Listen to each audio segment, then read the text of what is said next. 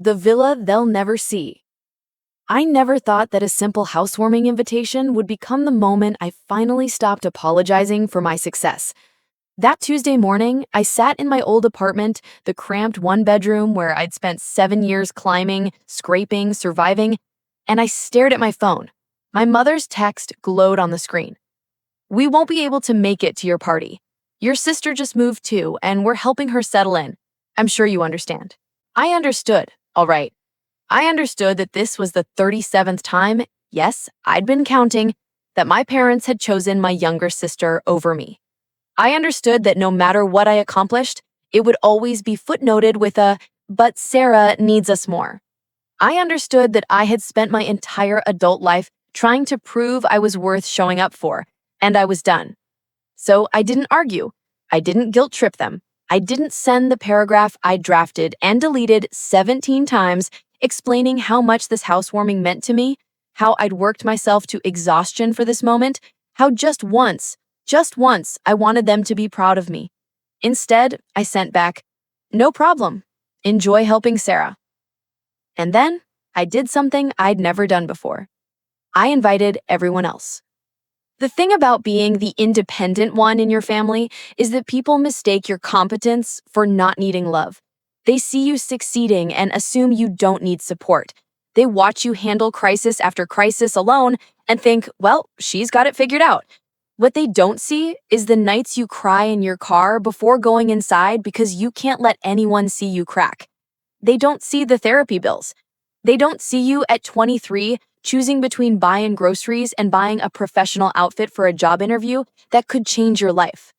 They don't see you winning that job, then the next one, then the promotion, then the corner office, climbing and climbing and climbing because if you stop, if you slow down even for a second, you might remember how alone you are. My parents didn't see any of that. They saw Sarah's tears when her college boyfriend broke up with her, so they drove 4 hours to hold her hand for a weekend. They didn't see mine when my startup failed and I lost my entire savings at 25. Because I never told them. Why would I? They were busy with Sarah's drama club performance. They saw Sarah's joy when she got her first real job as a receptionist at a dental office. They took her to dinner, posted about it on Facebook with 3 paragraphs about their career girl. They didn't see me get promoted to senior director at 29 because when I called to tell them, Mom said, "That's wonderful, honey, but Sarah's having a hard time with her new boss. Can I call you back?" She never did. They saw Sarah's anxiety about moving to a new apartment, a studio, her first place without roommates, and immediately rearranged their schedule to help her pack, unpack, organize, and settle in. They didn't see me move 6 times, including once across the country, always alone, always figuring it out, always fine, always fine. God, I was so tired of being fine. But this time, I wasn't going to beg for their attention. I wasn't going to make myself smaller so they'd notice me. I wasn't going to explain that this wasn't just another apartment, that this was the dream I'd been building toward for 15 years. I was just going to show them what they'd missed. I spent the next 2 weeks planning a party that would have made a wedding planner weep with joy. I invited everyone, college friends I'd stayed in touch with, work colleagues from every job I'd ever had, neighbors from my old building, the woman who ran the coffee shop where I'd written my first business plan on napkins, my book club, my yoga instructor, the financial advisor who'd once told me I was the most driven patient she'd ever met, even my dentist who'd once told me I was the most driven patient she'd ever met. People I actually loved, people who'd actually shown up for me in big and small ways when I needed them. I didn't tell anyone what they were walking into. The invitation just said, housewarming, casual dress, prepared to be amazed, address to follow. The mystery generated buzz. People texted me constantly, "Where is this place? How big is it? Are you being deliberately cryptic?" Yes, I was. Because I'd learned something in my years of being overlooked. Timing is everything. Impact is everything. And sometimes the best revenge isn't confrontation, it's revelation. The day of the party, I woke up at dawn in my new bedroom. Technically, one of my 5 new bedrooms. I walked out onto the master balcony and watched the sunrise over the Pacific Ocean. Waves crashed against the private beach below. Seagulls wheeled in the pink gold sky. The air tasted like salt and freedom, and every sacrifice I'd ever made finally paying off. Villa Serena, my villa, sprawled behind me like something from a magazine, because it was. HGTV's Luxury Coastal Homes was scheduled to film here next month. The producer had called it an architectural masterpiece and one of the most stunning properties we've ever featured. $6 million, 3,500 square feet, floor-to-ceiling windows overlooking the ocean, an infinity pool that seemed to pour into the sea, a chef's kitchen with marble countertops and appliances that cost more than most cars, a library with built-in shelves and a reading nook where I could watch the sunset, a home office with smart glass that could turn opaque with a button press, 5 bedrooms, each with an ensuite bathroom, a meditation garden, a fire pit on the beach, a 3-car garage housing my Tesla, my vintage Mercedes, and empty space for whatever came next. I'd bought it outright. No mortgage. 15 years ago, I was eating ramen for dinner and wearing thrift store clothes to my first internship. 10 years ago, I was working 90-hour weeks to prove myself. 5 years ago, I took the biggest risk of my life, leaving a secure job to start my own consulting firm. Last year, I sold that firm for an amount of money that still didn't feel real. And through all of it, every risk, every failure, every victory, every lonely night, every terrifying decision, my parents had been too busy with Sarah's latest crisis to notice. Well, they'd notice now. No, they're helping Sarah arrange furniture in her studio apartment. Maya shook her head. Their loss. You look like you own the world. Just a small piece of it. I smiled at my reflection. A $6 million piece. Are you going to tell people? About the price, the HGTV thing, everything? I considered. I'm not going to hide it. If it comes up naturally, fine. I want people to see what I've built, but I don't want to be obnoxious about it. Babe, there's nothing obnoxious about being proud of your success, especially when you earned every penny of it. But that was the thing, wasn't it? I'd been conditioned my entire life to make myself smaller, to not brag, to be humble, to say I got lucky instead of I worked my ass off, to downplay my achievements so other people wouldn't feel bad, mostly so Sarah wouldn't feel bad. And where had that gotten me? My parents didn't even think my housewarming was important enough to attend. You're right, I said finally. Today, I'm going to let myself be proud. The guests started arriving at 4. The reactions were everything I'd hoped for and hadn't let myself expect. Holy shit. That was my friend Marcus, standing in the entryway, staring at the ocean view through the wall of windows. You bought the house from the Architectural Digest? Wait, I've seen this place online. My colleague Jennifer pulled out her phone, scrolling frantically. It was featured in... Oh my God, you're the mystery buyer? They said a young tech entrepreneur, but nobody knew who. This is where they're filming HGTV next month? My yoga instructor Serena looked around with wide eyes. I thought that was just a rumor. The coffee shop owner, Diane, touched the marble fireplace with reverence. You used to write your business plans at my shop, on napkins, and now you're here. That one made me cry a little. Happy tears for once. People streamed through the house and I watched them discover it room by room.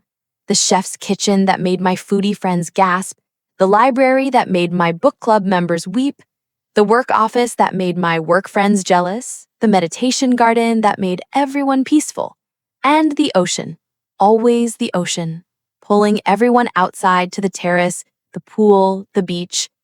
I'd hired a photographer, not just any photographer, but the one who usually shot weddings for wealthy clients. I wanted this documented. I wanted proof that this happened, that I did this, that I built something worth celebrating. Maybe I wanted proof to show my parents someday. Maybe I was still that little girl trying to make them proud. Or maybe I was just finally becoming the woman who was proud of herself, parents or not. My friend Rachel found me on the beach around sunset. The party was in full swing. People everywhere, laughing, drinking, celebrating. The string quartet had given way to the DJ, and people were dancing on the pool deck. The vibe was perfect, elegant but joyful, expensive but not pretentious, a real celebration with people who genuinely cared about me. "Your sister just posted on Instagram," Rachel said carefully. My stomach dropped. "Let me guess." Rachel handed me her phone. Sarah's post showed her in her new studio apartment, surrounded by moving boxes, attempting a pouty selfie. The caption read, "Moving day. So grateful for my parents who dropped everything to help me. Family is everything." The comments were full of heart emojis and "You're so blessed" messages. I felt that old familiar twist in my chest, the one that said I wasn't as important, wasn't as loved, wasn't enough. Then Maya appeared on my other side, margarita in hand. "Oh, we're stalking Sarah? Let me see." She looked at the post and snorted, "A studio apartment. How quaint." "Don't." I tried not to laugh. "I'm just saying, you're out here living in a literal villa on the beach, about to be on HGTV, hosting a party that looks like a movie, and she's posting about boxes." Maya sipped her drink. "The universe has a sense of humor." "It's not a competition." "You're right, because if it were, you already won." Rachel took her phone back. "Want to know the worst part? Your mom commented. She wrote, 'My sweet girl, we're so proud of you. Family always comes first.'" That one stung. Family always comes first. Unless you're me, unless you're the one who doesn't ask for help, unless you're the one who seems fine. Maya must have seen my face change. "Okay, new rule. No phones, no Sarah, no parents. Tonight is about you and everyone who actually showed up for you." She was right. I looked around at the party, at the 100 people who'd come to celebrate with me. People who'd mentored me, supported me, believed in me, showed up for me in ways my parents never had. My chosen family, the family I'd built myself. "You know what?" I said. "I'm gonna post something." I took out my phone and snapped a photo of the view, the ocean at sunset, the villa glowing in the golden light, the party visible in the background.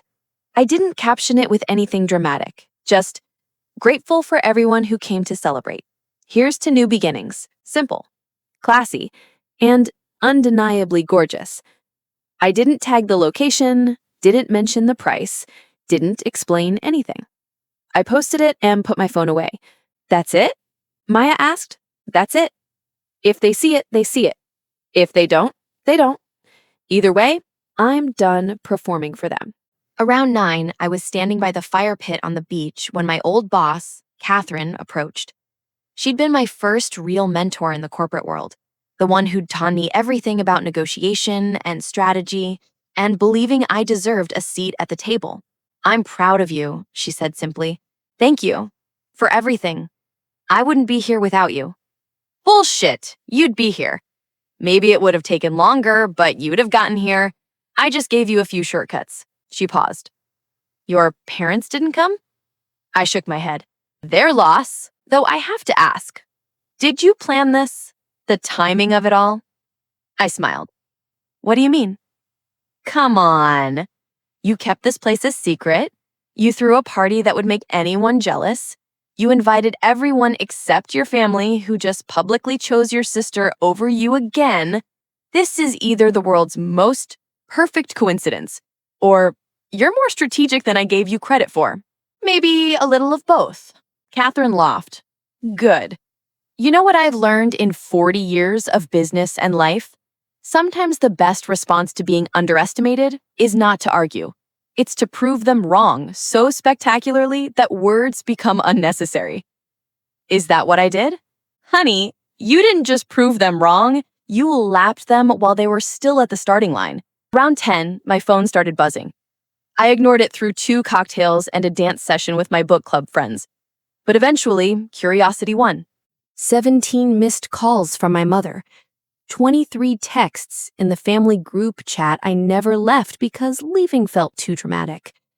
I opened the messages. "Mom, is this your new place?" "Mom, why didn't you tell us?" "Mom, is this real? Did you really buy this house?" "Dad, we need to talk."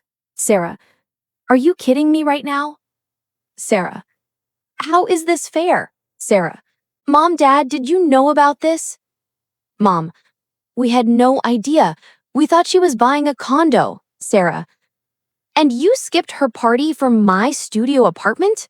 Mom. Well, you said you needed help. Sarah. I need therapy after seeing this. Dad. This seems excessive. Mom. Call us immediately. We need to discuss this. I stared at the messages, read them twice, waited for the guilt to hit, the instinct to apologize, to make myself smaller, to reassure them that I wasn't trying to show off. It didn't come. Instead, I felt free. I typed one response to the family chat. Sorry, busy with my housewarming party, the one you didn't come to. Have a great night. Then I muted the conversation. Maya found me staring at my phone. They saw, and they're mad. Confused. Dad thinks it's excessive. Mom wants to discuss it. Sarah's in crisis mode. What are you going to do? I looked around at the party, at the people who'd shown up, at the life I'd built, despite, not because of, my family's support. Nothing, I said. I'm going to enjoy my party. The night stretched on beautifully. People danced, people swam in the infinity pool under the stars, people made s'mores at the fire pit. People took photos that would flood social media tomorrow, showing my villa in all its glory. Around midnight, as the party was winding down, Diane from the coffee shop pulled me aside. Can I tell you something? She asked. When you used to come to my shop, always alone, always working on those napkins, always so focused, I used to worry about you. You seemed so driven but so lonely. I was. But look at you now. Look at this. Look at all these people who love you. She gestured at the remaining guests, the ones who'd stayed late, the real friends. You built a family. A real family. The kind that shows up. She was right. I had. My parents had given me life, but I'd built my own family, my own support system, my own version of what love and loyalty looked like. And standing there in my $6 million villa, surrounded by people who genuinely celebrated my success, instead of feeling threatened by it, I realized something profound. I didn't need my parents' approval anymore. I didn't need them to see me, to value me, to choose me. I already was enough. I always had been. Their inability to see that was their loss, not my failure. The last guest left at 2 a.m. Maya helped me clean up the champagne glasses scattered across the terrace. So, she said, how does it feel? How does what feel? Finally getting your revenge. Finally showing them what they missed. I thought about it. It's not revenge. Revenge implies I did this at them. I didn't. I did this despite them. I built this life because I wanted it, because I worked for it, because I refused to let their neglect define me. That's very evolved of you. I'm not saying I'm not petty. I am absolutely going to think about their faces when they saw those photos, but that's just a bonus. The real victory is that I'm happy, that I built something I'm proud of, that I proved to myself, not them, myself, that I was worth investing in. Maya hugged me. You're my hero, you know that? Stop. I'm serious. You turned pain into power. You turned loneliness into independence. You turned being overlooked into being unstoppable. That's magic.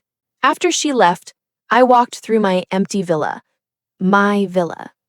Still couldn't quite believe it. I ended up back on the master balcony, watching the ocean, listening to the waves. My phone buzzed. Another message from my mom. We need to talk about this. This isn't how family behaves. I almost laughed. She was lecturing me about family behavior? After 37 times of choosing Sarah? After missing every important moment because I didn't cry loud enough? But I didn't respond. Not that night. The next morning, I woke to my phone exploding with notifications. My Instagram post had blown up overnight. Thousands of likes, hundreds of comments, shares, and saves, and messages from people I hadn't heard from in years. But more interesting were the DMs from strangers.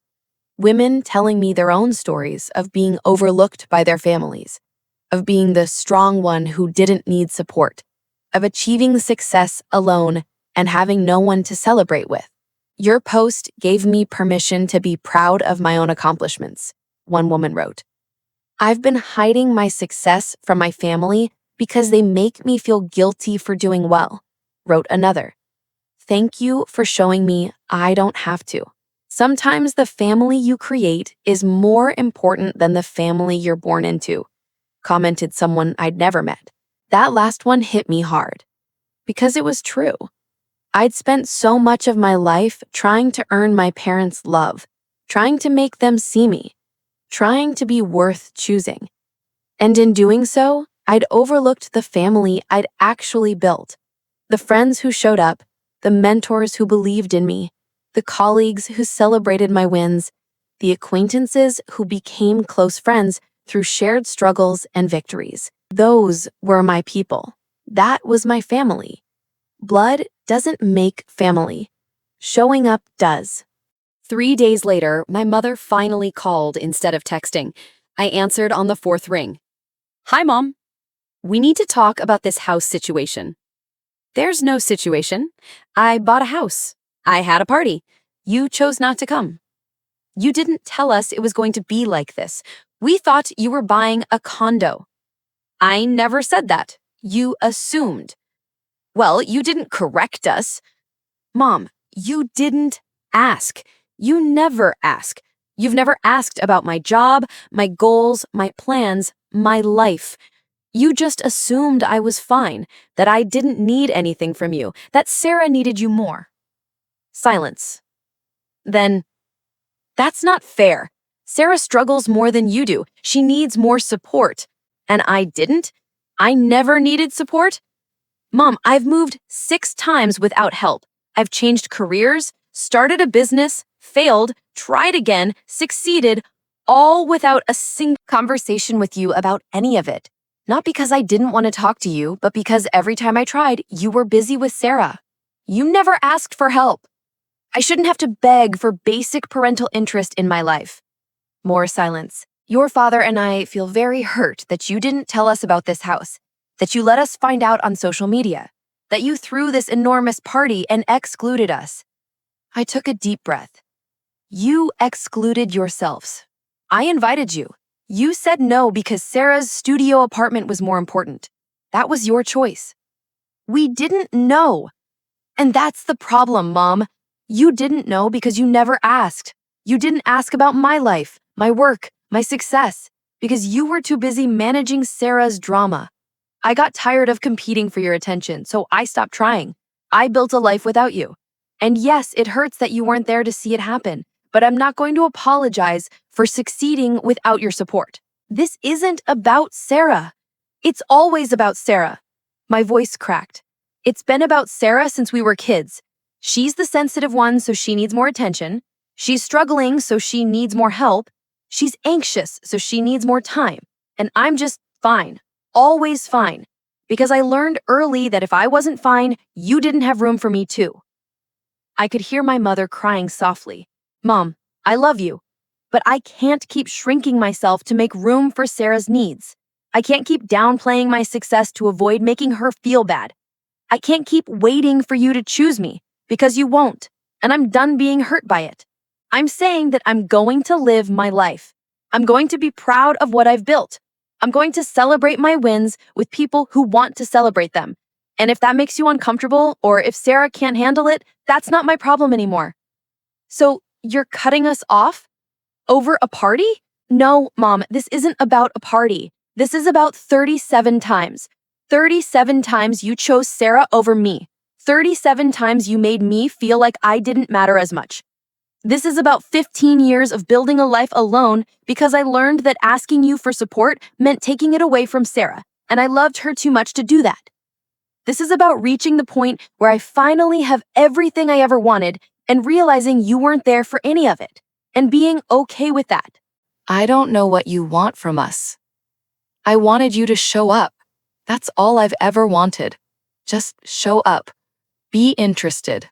Be proud. Be there. I paused. But I don't need that anymore. I found people who do show up. I built a family that sees me, and I'm grateful for that.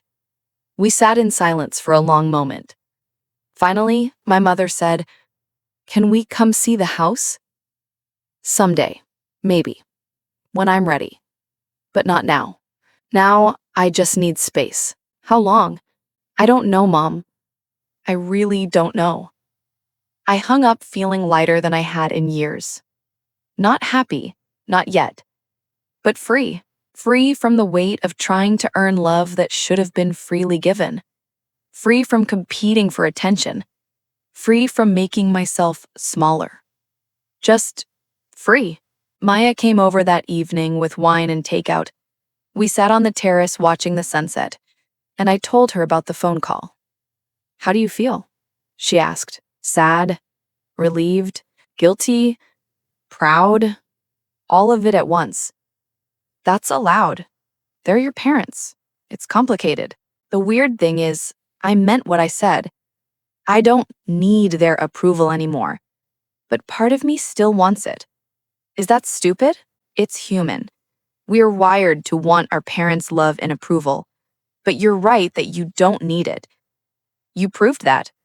You built an incredible life without their support. And that's actually more impressive than if they'd helped you every step of the way." I sipped my wine, thinking, do you think I'm being too hard on them? Do you think you're being too hard on them? Sometimes. But then I remember that I'm not angry they didn't help me buy this house, or start my business, or any of that. I'm angry that they didn't care enough to ask about any of it. That they weren't curious about my life. That they made me feel invisible. Then, no, you're not being too hard on them. 2 weeks later, the HGTV crew arrived to film. They spent 3 days documenting every corner of the villa, interviewing me about the design choices and my journey to homeownership. The producer asked, "What does this house represent to you?" I thought about my answer carefully. It represents proof. Proof that I could do it alone. Proof that I was worth investing in. Proof that I didn't need anyone's permission to dream big. Tell me about your family. Were they involved in this process? I smiled. My chosen family was very involved. My best friend helped me pick out furniture. My mentor gave me advice on the negotiation. My book club helped me design the library. The people who matter most to me had a hand in making this place home. And your parents? They weren't able to be involved, but that's okay. This house is proof that I didn't need them to be. The producer looked intrigued. That's a powerful statement. Can you elaborate? I think a lot of people assume that success requires family support, and maybe it helps, but it's not required. You can build an incredible life with the family you choose, not just the family you're born into.